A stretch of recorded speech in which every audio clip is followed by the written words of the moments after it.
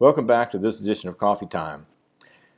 Today we're going to talk about searching for images, video, and music that is Creative Commons that you can use in student projects or in projects that you're making as part of your instructional design.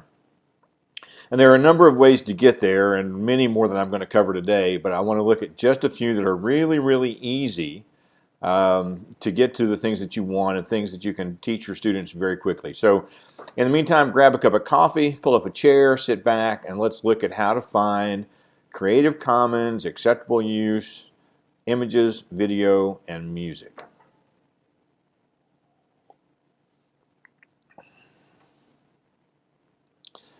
Okay, so the first thing I'll do is I'll start off with music, and there are two or three things to do here, but just a couple that I'll show you very quickly.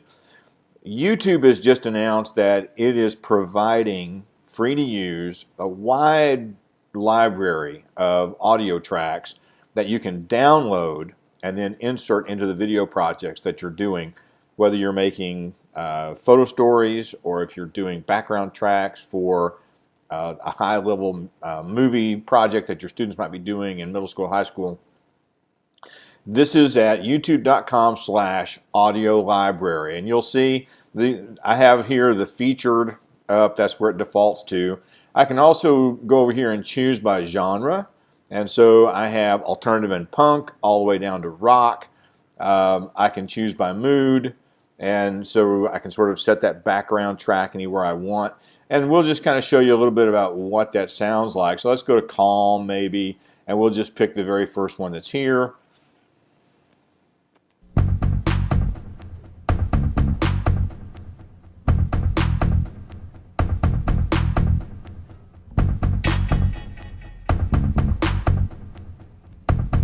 And you can sort of see what that sounds like, and it'll continue to build as you go through. You can also search by duration, which is really nice, and so you'll see that 25 minutes is quite a long time for a soundtrack.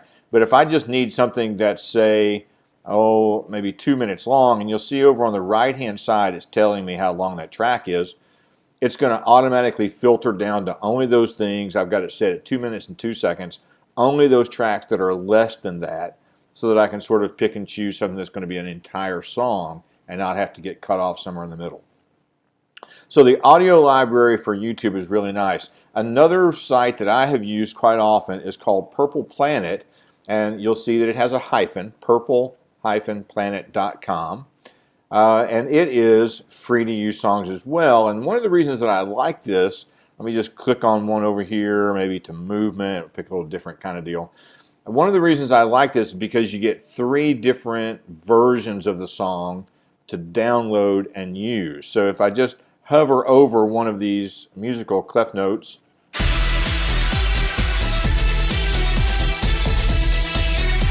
and then I can come down here,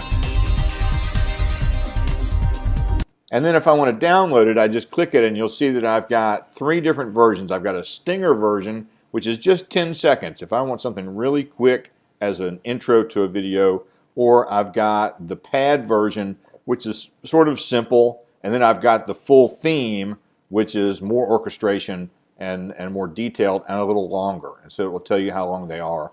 And I can download any one of those and then pull it into the movie project that I want to do.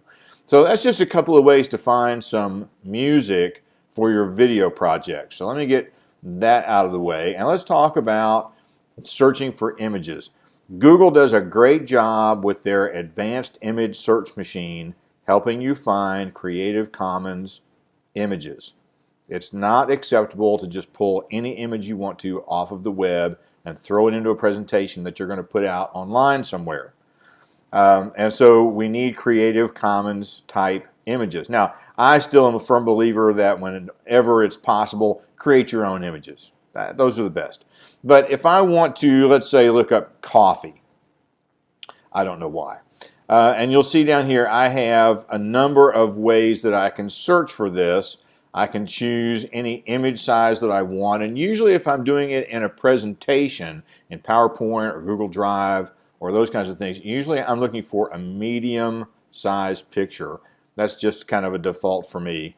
And then any type of image that I want, whether I'm looking for a photo or clip art, generally I'm looking for photos rather than clip art. And then I can also come down here to file type, which I generally don't concern myself with, but I could say that I just want JPEG files. And then I have the opportunity to search by license. And so you can see that it automatically defaults to not filtered, but usually I'm just looking for free to use or share. But sometimes I need to modify an image, and so I might want to look at this free to use, share, or modify. So let's just go ahead and choose that, and then let's click search. And you'll see all of these pictures of coffee that come up, and all of them are tagged as Creative Commons, free to use, free to modify. Now I did not click the commercial use, so obviously I'm not trying to sell these in any way. But one of the things that I like about this particular deal is, especially Google, are the tags across the top here, starting with medium and on over. You can see that I can change this within the search results anywhere that I want to. I could say, let me just look at the newest pictures, the past 24 hours, and there's obviously nothing there, so let's go to the past week, and I have a different set of images that are newer. And then if I did want to do something with commercial use, I can change that filter inside the Google search. Now I can do the same thing anytime that I want to search for anything in Google. Let's go back to the Google image search. If I just take image out of here and I do advanced search, I can do the exact same type of thing for any type of file type that I'm looking for. To come down here to, I'm looking for file type. If I wanted to do just a PDF file or just a PowerPoint file or any other kind of file extension, you'll see a large range of them here. Oops, sorry. That I could search for, and only that file type will come up. There is a way to do that within the search bar as well, but I'm here, so I'll just show it to you. And again, I can also filter it by Creative Commons. So Google allows us to do an advanced image search to find Creative Commons pictures. So remember that. Flickr has a really large quantity of images available. And you'll see here, if I click on Explore and the Commons, then I come to this site right here, and I can just type in a word. Let's type in coffee again. And it will show me all of the pictures available on Flickr that are Creative Commons licenses that allow me to use different things related to coffee. So I have a different kind of search result than I do when I'm just doing Google.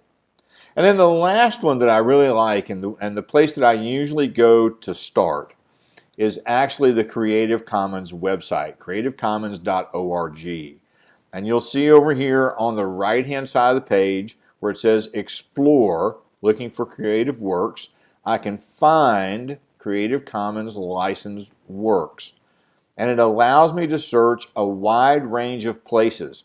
So I have Google Web Search available, I have Flickr available, and then I have all other kinds of things available to me as well. So if I type in coffee, and I say that it's really something I would like to modify, so I'll click that. I don't have any commercial purposes for it, but it is something that I want to modify. And then if I could click here on the Google Web, and I would get out here on Google, and if I click then on images, you'll see again I have labeled for reuse with modification, and I have these pictures that come up. Now I can also come back and I can say, you know, I would like to look at videos on YouTube about coffee. And so here are videos that are at least labeled coffee. They may not always be coffee. But they are videos that I can manipulate, I can change, I can modify, so I can take a piece out and put it in my work if that's what I want to do. I've found something that is okay for me to use. So this Creative Commons search place is really, really really a good place to start. So I would encourage you whenever possible to instruct your students on what is an acceptable form of using material created by other people in the classroom. Creative Commons is a great place to start that instruction. And you can see we have a number of ways to get to material that is free to use, giving you the license to use for non-commercial purposes. The YouTube audio library is huge. Purple Planet, another great place to find music. Flickr has a Creative Commons section where everything that's tagged Creative Commons can be found. And then there is this Creative Commons website where I can go and find different kinds of things related to my search term. And you can see here I can search for images, video, and music, whatever it is that I need. So I hope that you will take the time and instruct your students on acceptable use policies and how to find images, music, and video that are legal and acceptable for them to use in their classroom projects. Until next time, enjoy the coffee. We'll see you again next week.